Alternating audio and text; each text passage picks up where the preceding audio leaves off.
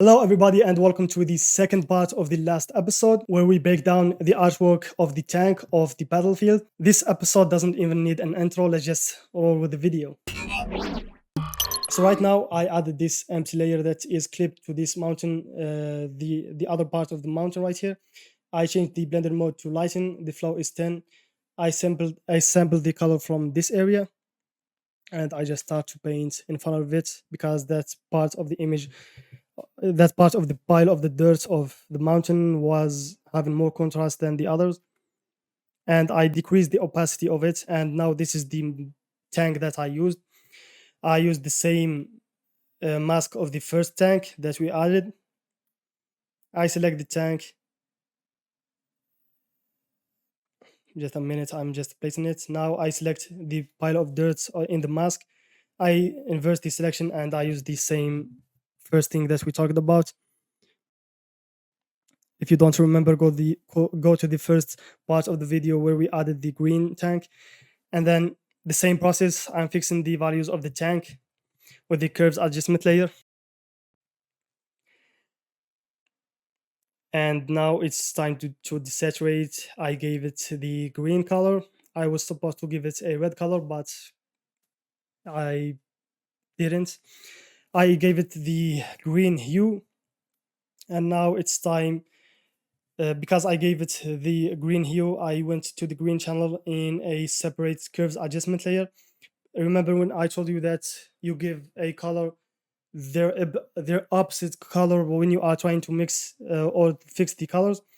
I gave the green color to the tank, and now I went to the green channel and I decrease it to add magenta, and magenta is the opposite color of green. Now the process of fixing the colors of the tank will be easier for me.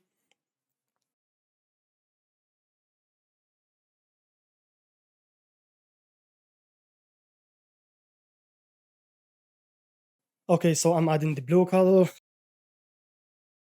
trying my hardest to fix the value. It took me a lot of time fixing the values and the color of this tank, but I fixed it somehow. Because as I told you, there is you will have to go through a lot to fix the values and the colors, because I saw a lot of courses of matte painting artists. They don't get the result that they want from the first try. Trust me, they go through a lot of process to fix what they need to fix. Now I used a explosion or a powder explosion stock image from the stock images, and I start to paint in front of the tank to give it a feel that the tanks, just to blend it more with the ground. After that, I go back to the dirt I paint. After I masked it, of course, I use the same technique of the way I made the tank blend with the pile of dirt.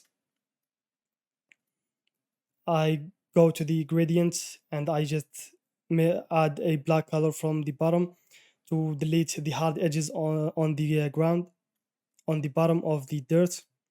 And then I click Control B to add the color balance. I fixed the colors to make it more matching with the rest of the image. I'm working more on the color of the tank. It didn't make sense that the tank that I added was clean because it's in the middle of a battlefield.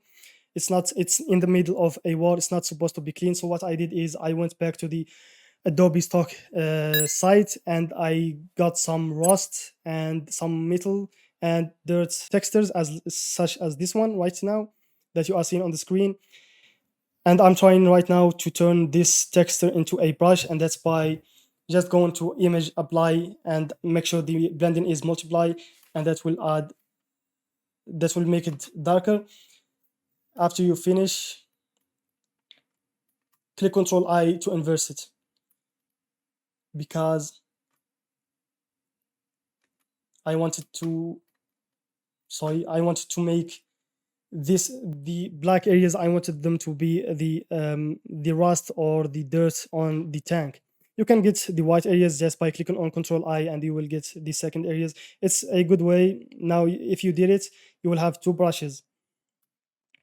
Now, as you can see, this texture is now a brush.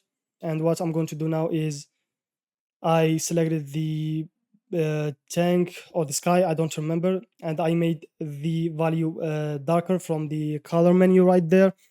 And I start to paint on the tank, make it look dirty, make it look rusty, and of course adding a mask, painting in some areas that you want the brush to look available or visible on, and other parts that doesn't look visible. I'm suffering to get these English words right now from my mouth, but I'm doing a great job. I'm doing a great job. If you go back to my first videos, you will see a huge improvement. Now I got this texture of rust. I put it above the hue and saturation so it doesn't get affected by the desaturation, and I resize it, make it smaller. And after that I go to use the blend if.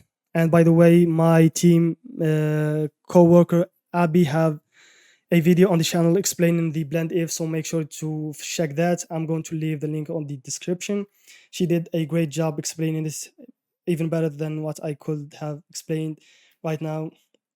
So basically just I got the other slide to the right side to make it look like it's covered in the rust, or it's the metal of the tank is rusty. I started just to paint using some different brushes on some different areas, and now the tank looks, it's dirty, rusty. Now it makes sense that is in a battlefield. Now I used the other brushes that I made to make more smoke, more explosions. Now I'm painting manually on the tank because I want to turn that painting that I'm painting right now to a mask for a brightness adjustment layer. Now I finished. I take that brush painting and I make brightness adjustment layer and use legacy, of course, and I start to make some areas darker, brighter, to because there is a slight diffused light behind the tank, so it makes sense to make it just a bit brighter with less contrast. And of course I added colors to it. The solid color, I gave them both, as you can see, the blend if, so they both affect the same area, and of course desaturate them. As you can see, now it looks more blended to the work. And now I'm adding a soldier, the same process, pile of dirt to make him look like he's stepping on a dirt, fixing the values, fixing the colors, desaturation, all of the things that we talked about in the beginning of the video. And of course painting brightness and contrast adjustment layer to make the light reflections, adding colors of the sky behind, desaturation, decrease the opacity, increase the opacity. We already covered all of that. There is a stock image of a explosion that I got. I like the red color of it. I wanted that red color to be on this area of my work, so I just turned it into, I think, screen blending mode. I sampled a color from the background, I give it to the explosion, and then I turn the blending mode to multiply, as you can see. And there is the red color that you can see, and perfect. Now I got this pile of dirt, I turn it into multiply, I resize it, put it at the bottom of the tank. And by the way, I know this is not a full artwork, and you want to see a full artwork without me jumping from technique to a technique, from scene A to scene. I just want to let you know that I have a paid course. I'm going to leave the link on the description so you can get it. And there I have a lot of videos explaining the basics, the lighting, the values in a separate videos to give you more understanding of what I'm doing right here in front of you. So make sure to check that out. And right now I'm just masking that pile of dirt to make it look like it's just in front of the tank. I gave it less contrast by sliding the black levels to the white areas, and then I sampled from the background. I gave it the color, and I changed the blending mode to screen, and the opacity decreased to 50%. And then I got this object, and blah blah. We did the same thing, mask it out, adding the fixing the values, fixing the colors, and all of that. I'm just trying to give it the same values of the mountain that is on above. But there is a something right here I want you to keep on mind. The material of that thing that I just added, this one right here, is I think is metal or iron. I'm not sure, and the mountain is dirt and rocks. Dirt and rocks and iron have are different materials, of course. They respond to light, to the environment in different ways. So it doesn't always have to be like, now that I added that iron in front of the mountain, that it means that they will have the same value and the same color. It doesn't work like that at all.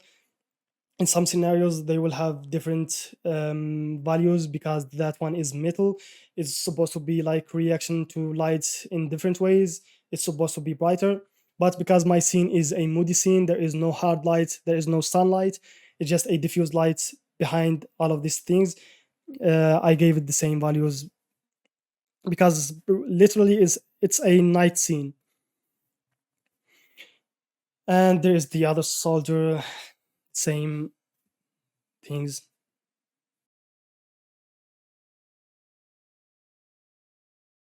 Now, here is the technique that I want to tell you about, is about color grading.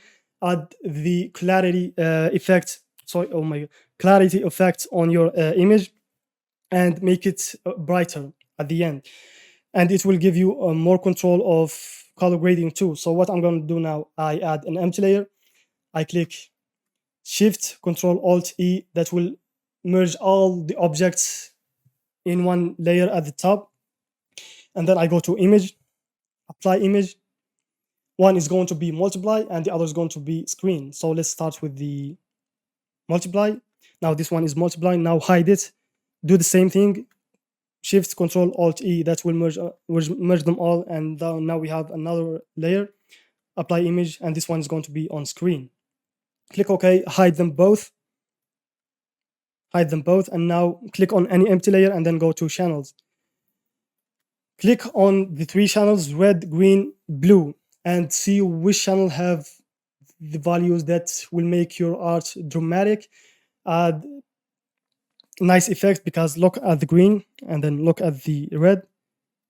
The red looked like it's got more details on it. It's got this nice black and white look. So I chose it by click and control and then hold on the red. Then I go back to RGB and I add this mask to both the multiply and the screen layers. So it's not always red. When I am working on a photograph images, sometimes in most scenarios it's going to be the green channel, because the green channel has this dramatic black and white image. So just look at it as if it was a black and white image. It's not a full artwork, it's a black and white image, and see which black and white image that has the more dramatic feels to it. For me, it was the red channel, so I added the red channel mask to both of them. But go to the multiply one and click on the mask and then click Control I to inverse it. And now look what it did. It added this clarity look to the image. It made it more contrasted. It did something. It made some cool effect, but it's too much. So what we are going to do now is we are going to set the multiply to 30% and the screen into to 60%. You are free. You don't have to make them 30 or 60. I just make sure that you make the multiply one is having less opacity than the screen one, because we want our work at the end to be bright. We want the people who look at it to see more details and all of that. I will cut you right here to remind you to subscribe to the channel, and let's carry on. And look at the amazing effect that it added. Now you can click on the masks. Click on the masks and click Control L to control how much light that you want on the screen one, and how much dark areas that the multiply one should affect. Sorry, I said Control L. So click on Control M. This is the curves, and then take that slide up and down to see which final result that works for you. And as you can see, this is a great result. Now let's move on to the camera raw filter. Now that we are on the camera raw filter, I added some clarity. Now let's go to this. I want you to click right here. When you open the camera raw filter, if you are using the latest version of Photoshop, that's what you will get. This icon, and then click on the radial gradient. And then drag the mouse till you get this mask that looks red. Now the red areas, that means it's going to be affecting whatever we do right here on the light, and the color is going to affect the red areas. So what I do is click on the mask, as you can see the mouse, and click on duplicate mask one. Now we have two masks. Go to the mask one and then right click on the radial gradient and invert it. Now we have a mask that is affecting this area in front or in the middle of the circle, and the other one is affecting the areas that's outside the circle. Okay, let's start with the area that is outside the circle. Let's make it just a bit darker, just for some dramatic look, and then let's add the temperature to the blue color, because it's a common thing that the dark areas or the shadows have the cold color, and the light areas has the warm color. But in our scene, it's supposed to be in night. There is no sun, so we are not going to be adding a like very saturated warm color. Play with the hue, play with the tint, play with the temperature, play with the saturation until you get what works for you. Now let's go to the areas that's inside the circle. I added just a bit of the temperature into the warm color. I'm experimenting to see if the tint will add something, the hues, and just click OK. I'm moving the circle to affect some areas. Now let's go to the color grading that you will find here on this menu. Let's start with the shadows. Click on the saturation at the top and you will get different options. I take the saturation to less than 10. Always do that. Do not, because this color grading is too strong. If you go above 10, it's going to add a very not noticeable color, especially that I'm working on a desaturated image. If you are working on a saturated image that has forest, fantasy, something that, then you can go above 10. So I chose 8, and then I start to change the hue to see which color that works for me, and I thought the red color works more for me, so I take it to then start to play with the midtones, play with the highlights, and this is the final results. The final result had great colors, but for somehow, because my eyes looked a lot to my previous works, I didn't like the new colors. So what I did is I made the new results has 50% opacity, because I like them both, but I didn't want to lose the colors on the first one. So yeah, I just gave it 50% opacity. Now add an empty layer, fill it with black, go to noise, add noise, monochromatic noise, amount 100. The distribution is on Gaussian. Click OK. Give it a blur. Change the opacity to around 3 or 5, and then don't make it screen, because screen kills the contrast on the image, or remove the contrast of the image. So make sure you change it to even lighten, or I will put the other blended mode on the screen right now because I don't remember the name of it. Okay, so now I painted on all of the areas that you see right now. Using just a soft brush, I painted the tank, the middle areas of my works, and then I add another one. I just painted on the soil and the wire things, and then I added a black background, and I made the areas in the middle less darker than the front ones. So what I'm making right now is a mask for my sharpness. So let's see. Now I Control A to select the canvas and then click Control C to copy. This is the layer that I'm clicking right now is a smart layer. Keep that on mind. Click on Shift Control Alt E. That will merge all the layers at the top. Turn it into a smart object. Then go to Sharpen, Smart Sharpen, and give its amount around 60 to 180. Yeah, and then go click Alt and hold it, and then click on the mask of the smart object and paste what we painted. Now it's going to affect the soil more. It's going to affect. Oh, there is 3 mouses right here. Okay, it's going to affect these areas a lot. This area just a bit, and the back areas is not going to be affected. This is just to add the sharpness to your work.